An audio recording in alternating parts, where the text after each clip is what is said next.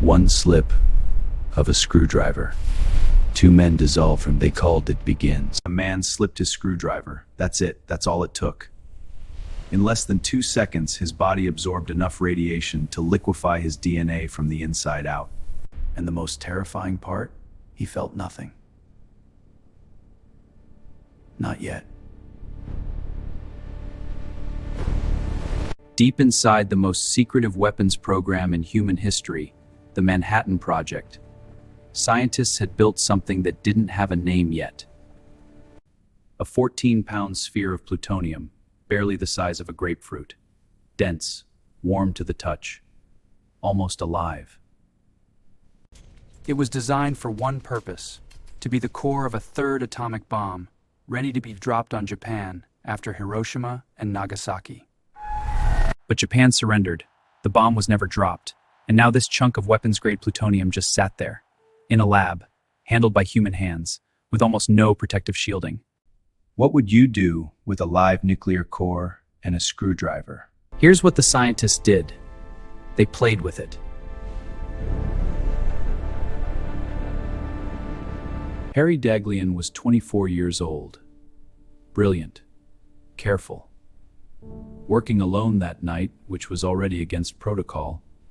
He was stacking neutron-reflecting bricks around the core, testing how close she'd to a dragon trail, pushing a nuclear reaction right to the absolute edge without letting it explode. He was one brick away from finishing when his hand slipped. The brick dropped directly onto the core. The room filled with a flash of blue light. Invisible, silent waves of radiation, more than you'd receive from 50,000 chest x-rays, passed through his body in under a second. He knocked the brick away with his bare hand. His bare, unshielded hand. That single act of survival sealed his fate. Harry Daghlian died 25 days later. His skin blackened. His insides broke down. His white blood cell count collapsed completely. The radiation didn't burn him from the outside. It destroyed him at the cellular level, quietly, systematically, like a biological clock counting down. The core had now killed once. The government knew it, the scientists knew it, and yet, 9 months later, they let someone else sit down at the same table, with the same sphere, and a screwdriver. Louis Slotin was considered one of the best, a physicist who had personally assembled the Hiroshima bomb's core. Fearless, some said, reckless, others whispered. That morning, he was demonstrating a critical assembly experiment to a group of colleagues, showing them exactly how close you could bring two plutonium hemispheres together before triggering a chain reaction. His only safety barrier between the core going critical and 7 men absorbing lethal radiation wedged between screw halves, by hand. Nope, just Louis Slotin's grip and the screwdriver tip keeping the hemispheres apart. The screwdriver slipped, the upper hemisphere crashed down, the room filled with that same blue flash, Cherenkov radiation, the visible glow of a nuclear chain reaction happening in open air. Everyone in the room felt a wave of heat pass through their bodies. Not pain, just warmth, like standing too close to a fireplace. That warmth was radiation tearing through their cells. Slotin reacted instantly. He yanked the upper hemisphere off with his bare hands, stopping the reaction. He saved the others in the room from receiving directly above the core at the moment of criticality. Before the ambulance even arrived, Slotin turned to his colleague standing next to him and said, quietly, calmly, "You'll come through all right. But I haven't the faintest chance myself." How do you say something like that? How do you absorb a death sentence in real time and say it out loud that calmly? Over the next 9 days, Louis Slotin's body staged a total war against itself and lost. His hands blistered and swelled within hours. His white blood cell count vanished. His organs began hemorrhaging. The radiation had gone straight through him at a dose estimated at 21 sieverts, nearly 4 times the amount needed to guarantee death.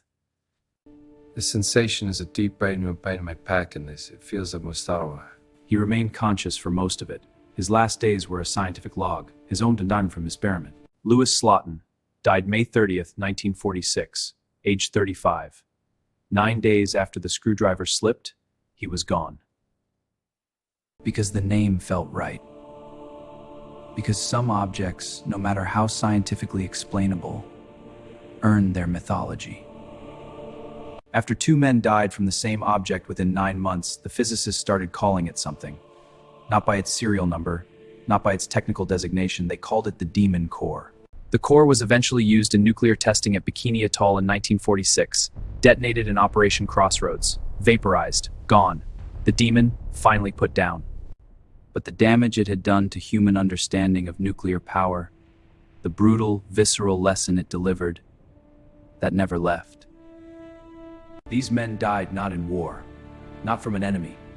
They died from a screwdriver, from a slipped hand, from the arrogance of believing that human precision could keep the most destructive force. The Demon Core showed exactly how fragile the line is between human brilliance and catastrophic destruction, and how fast a single second can rewrite everything.